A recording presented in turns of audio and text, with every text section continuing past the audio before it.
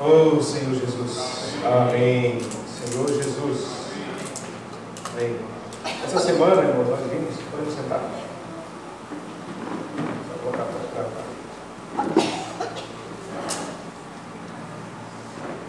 Amém.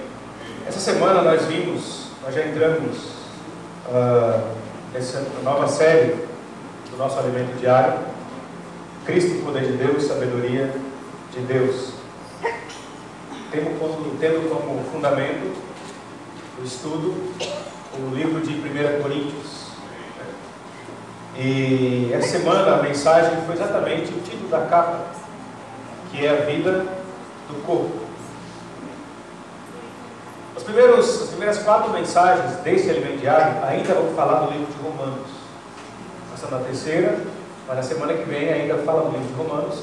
E a partir da 5ª mensagem nós entramos, propriamente dito, no livro de Coríntios. E essa mensagem essa semana, irmãos, é uma das mensagens mais importantes deste volume.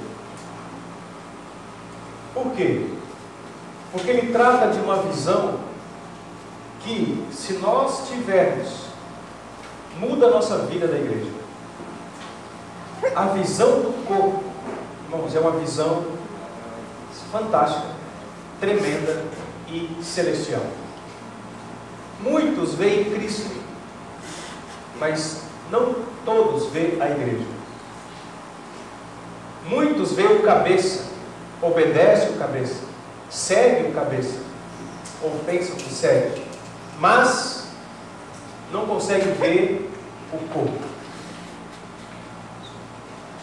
Você pode perguntar assim: você obedece o Senhor? Sim, obedeço. E não tem como questionar, porque é uma coisa muito pessoal. Mas se você falar assim: você anda em condenação com o corpo?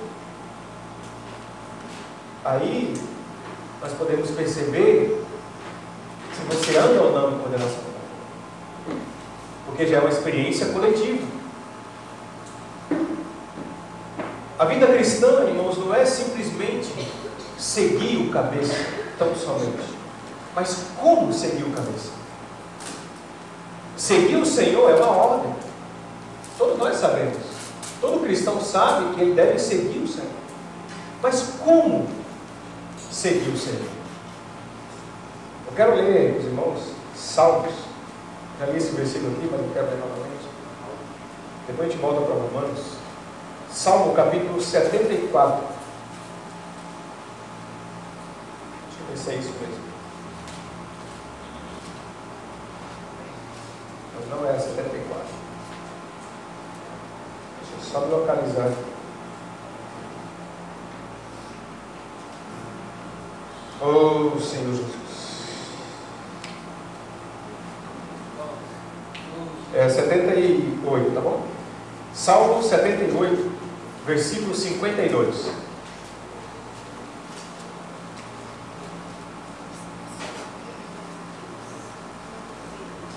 Fala assim: fez sair o seu povo como ovelhas e o guiou pelo deserto como um rebanho. Veja, fazer sair está ligado à salvação, à libertação.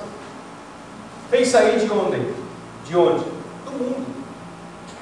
A salvação, o Senhor o faz como ovelhas, ou seja, individual. Ele tira do mundo, ele faz sair um a um do mundo. Mas o guiar, o conduzir, não é como ovelhas, tão somente. É como um rebanho. Essa é a visão do corpo. A experiência de salvação é individual, mas a experiência de seguir o Senhor é coletiva. Essa é a visão do corpo. Deus não guia tão somente uma ovelha aqui, outra aqui, aleatoriamente. Ele guia um rebanho. E se eu e você temos a visão do corpo, nós vamos nos submeter ao Senhor e segui-lo como um rebanho. Essa é a visão do corpo que nós precisamos ganhar. Por isso que eu falei, vamos voltar para Romanos, capítulo 12. Por isso que eu falei que a visão do corpo é uma visão, irmãos, que muda a nossa vida. O que é a visão do corpo? A visão do corpo, vamos dar uma olhada, aqui mesmo, a gente leu, né? 12, versículo 5. Vamos ler aqui.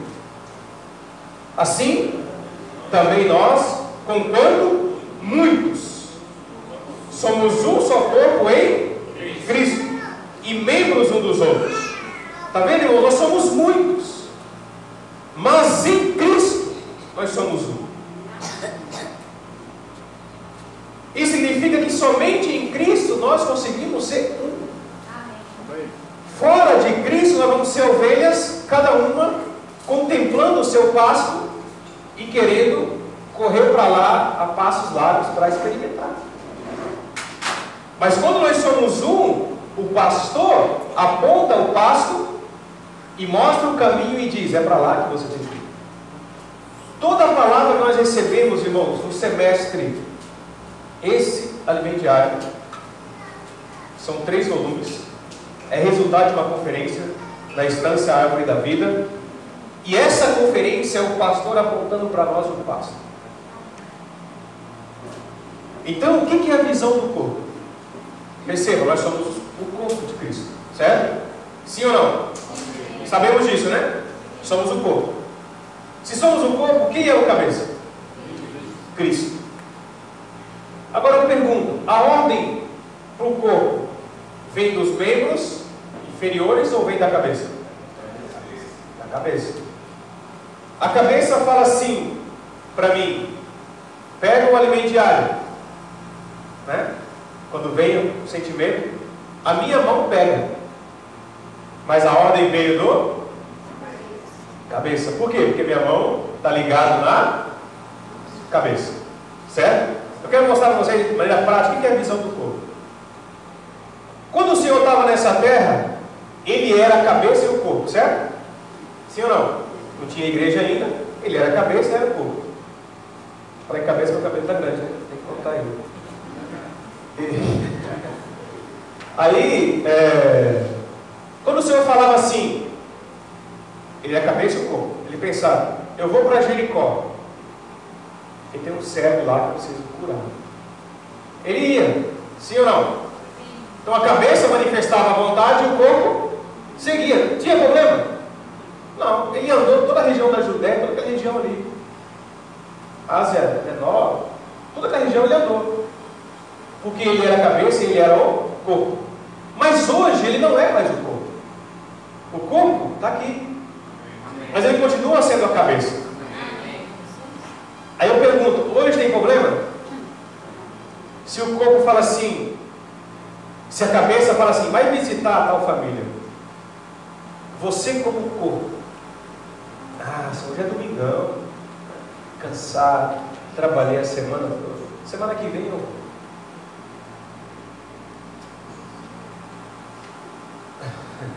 Nós, irmãos, temos a visão do corpo, mas ainda precisamos aprender a praticar essa visão. Olha só, Deus se limitou a nós. Ele quer fazer muitas coisas. Ele quer pregar o Evangelho, Ele quer ganhar o Amazonas todo. Mas depende de nós como corpo. Ele quer cuidar do meu vizinho, quer cuidar de um irmão que está machucado, do irmão que está precisando de ajuda. E o cabeça diz, vai, vai, vai. E o corpo reage de maneira lenta. Então a visão do corpo é, a cabeça mandou, o corpo vai. O Senhor está nos mandando sair para pregar o Evangelho. Está ou não está? Sair para cuidar das cidades. Está ou não está? A nossa reação, irmãos, ela traduz para Deus como que está o relacionamento com a cabeça.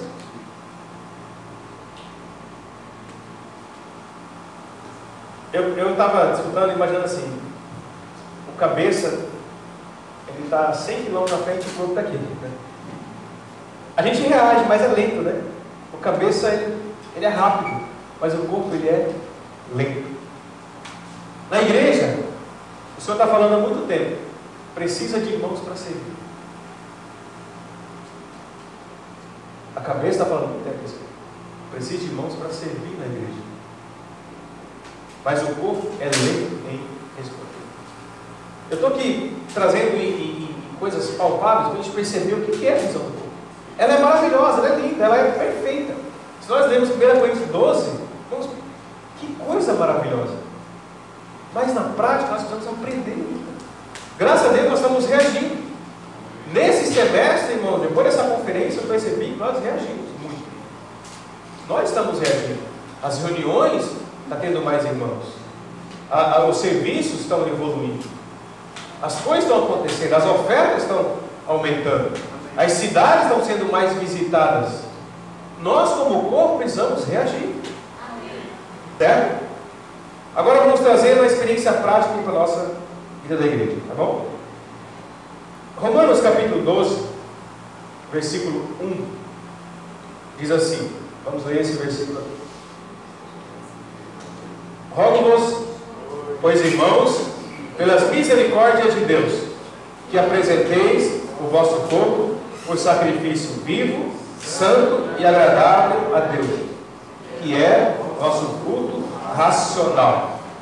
Nós estudamos o livro de Romanos neste último semestre e vimos que no capítulo 1 mostra a situação depravada do homem.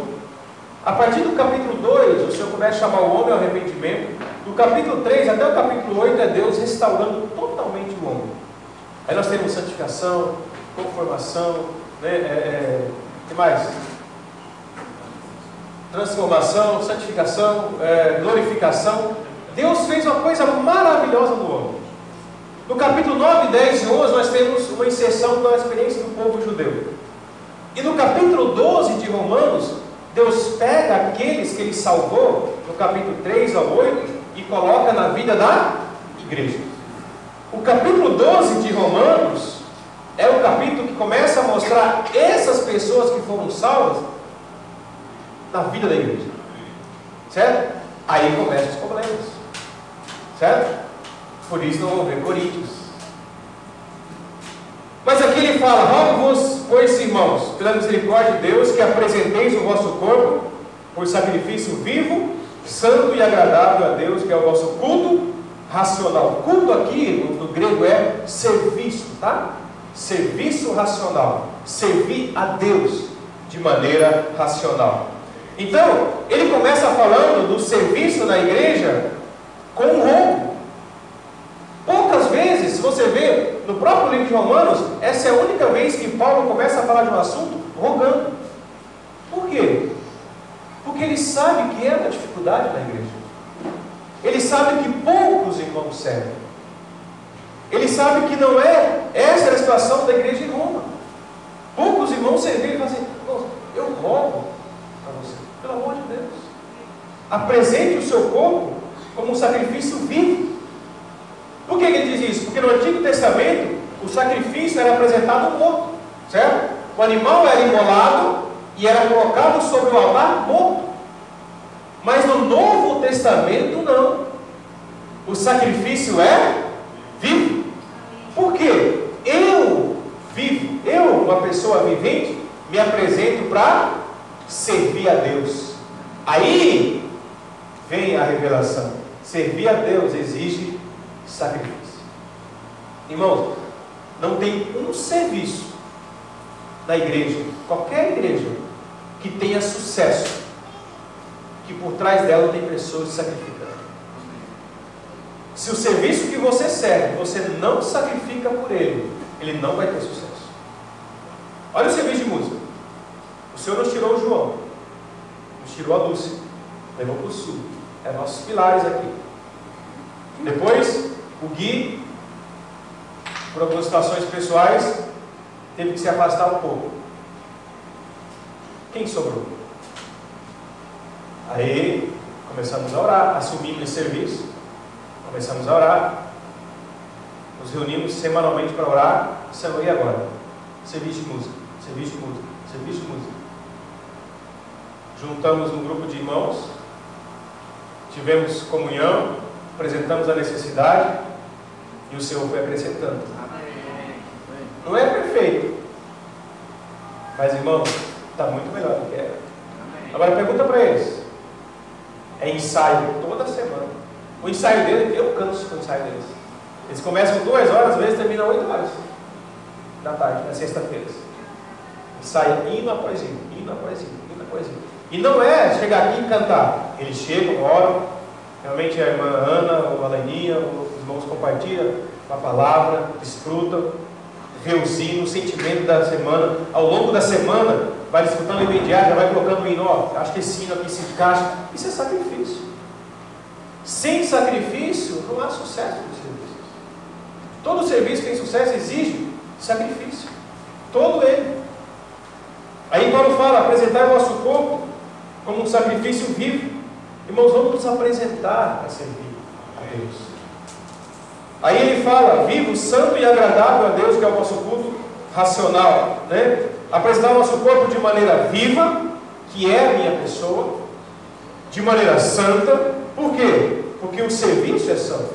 O que eu compartilho com eles aqui, no serviço de música, quando tenho oportunidade, é isso.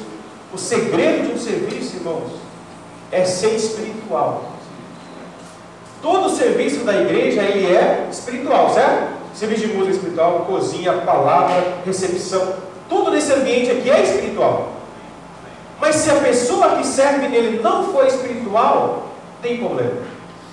Tem problema. Eu preciso ser espiritual. Isso está ligado à santidade aqui. Ao servir as crianças, precisa ser espiritual. Se uma pessoa espiritual perceber que aquele serviço, ele é espiritual, compartilhei com os meus. Se nós, aqui no serviço de música, cantarmos os hinos, e esses hinos não levar os irmãos para Deus, fracassamos. Esse é o sentido do serviço de música. O sentido do serviço de música não é cantar bem, não é ter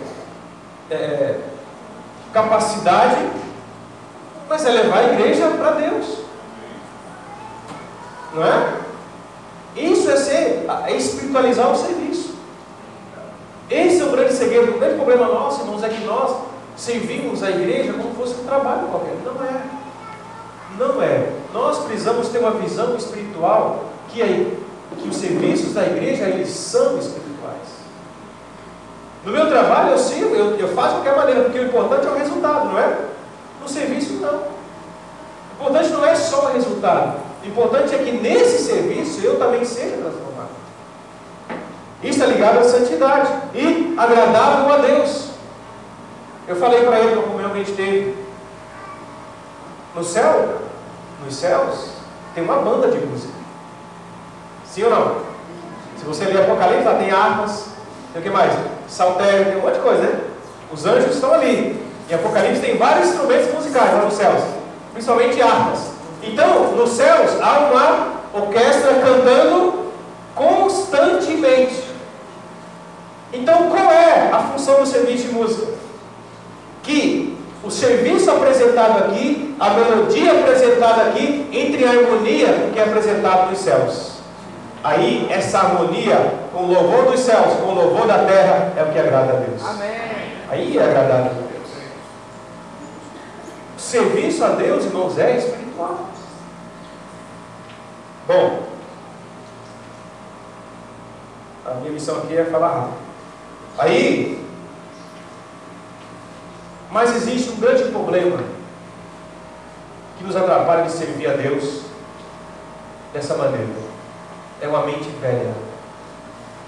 Por isso que Paulo falou aqui: não vos conformeis com este século. Muitas vezes nós usamos esse versículo isolado do versículo 1. Não é. Podemos aplicar para outras coisas, mas ele está falando do serviço.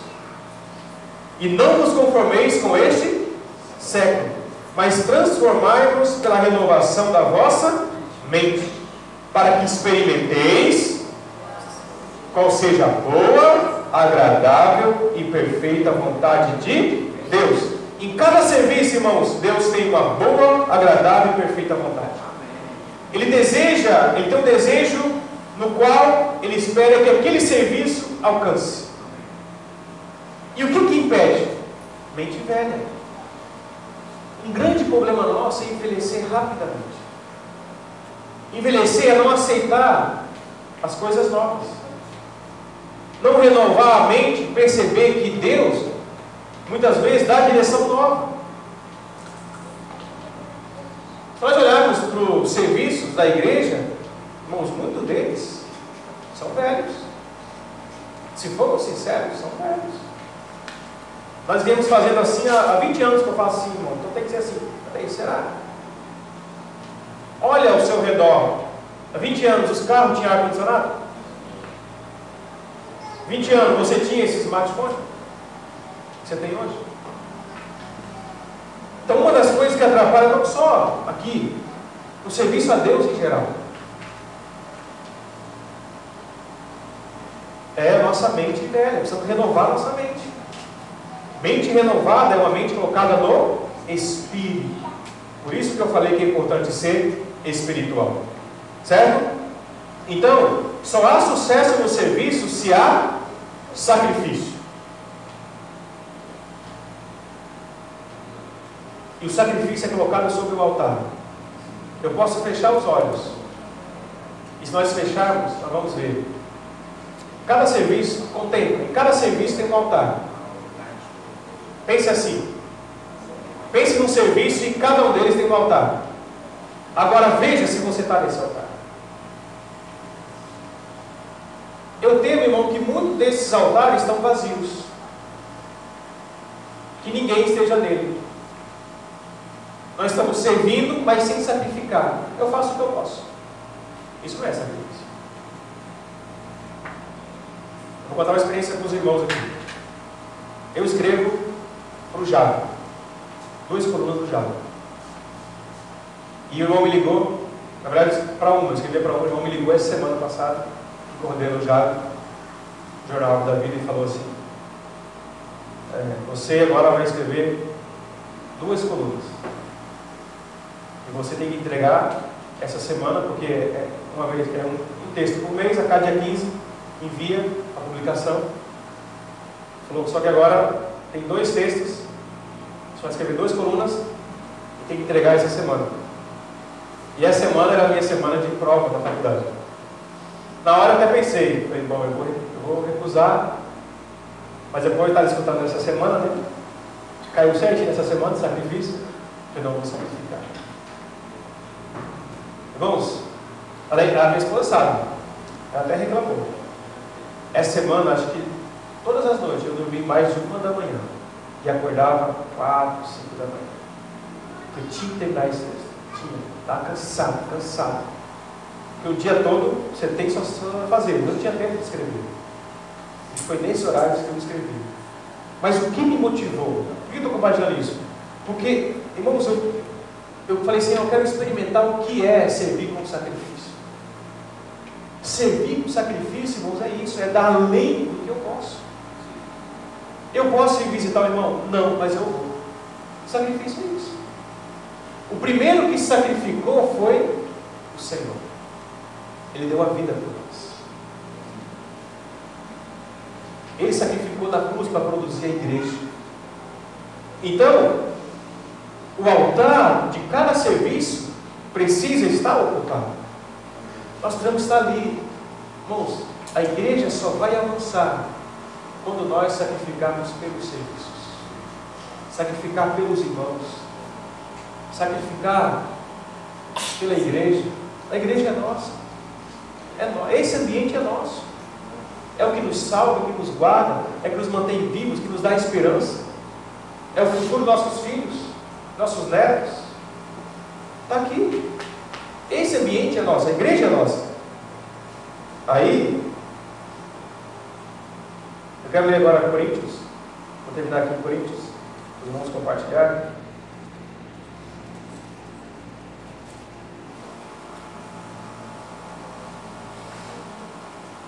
1 Coríntios 9, 27.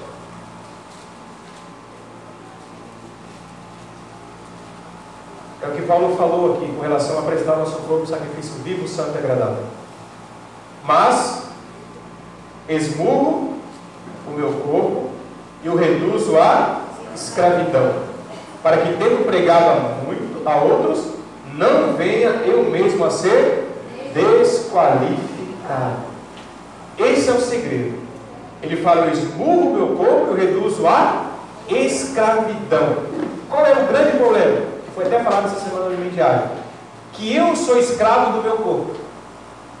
Ele fala assim: não, você está cansado. Você fala: é mesmo, estou cansado, acho que eu mereço um sofazinho. Aí ele fala assim: eu não vou para a reunião hoje, estou cansado. Aí você fica em casa, o que você faz? Você vai dormir? Não vai dormir.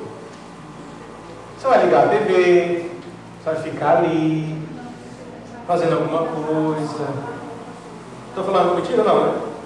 Fazer alguma coisa, tá ali, arrumar a casa, vai se cansar ainda mais. Irmãos, é enganação do nosso corpo. Aí, se você tivesse vindo para as reuniões, mesmo cansado, eu te garanto, você ia sair daqui renovado. Ela não é, Igor? Aí você conta a experiência dela. O trabalho deles é puxado. Mas quando vem para as reuniões da igreja, não vou.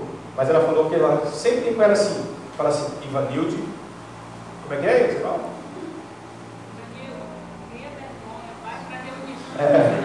Ela sempre fala para ela mesmo, mas é isso. Nosso corpo tem que ser nosso escravo. Eu tenho que mandar, a minha mente tem que mandar no meu corpo. Ei, seu folgado, fala para você mesmo, pode falar. Seu folgado, vai para a reunião. Preguiçoso, né? Seu preguiçoso, fala para você mesmo, vai para a reunião. É o que Paulo falou aqui. Eu esmurro o meu corpo, reduzo a escravidão. O nosso corpo é preguiçoso. A nossa carne é totalmente contrário à vontade de Deus. Ela não quer sair para a pregação do Evangelho, não quer visitar os irmãos, não quer vir para as reuniões, não quer ofertar, não quer servir, não quer. Esse é o nosso velho homem, por isso que o Senhor crucificou ele. Ele é contrário a essa natureza. Mas eu preciso reduzir o meu corpo à escravidão. Irmãos, é um exercício.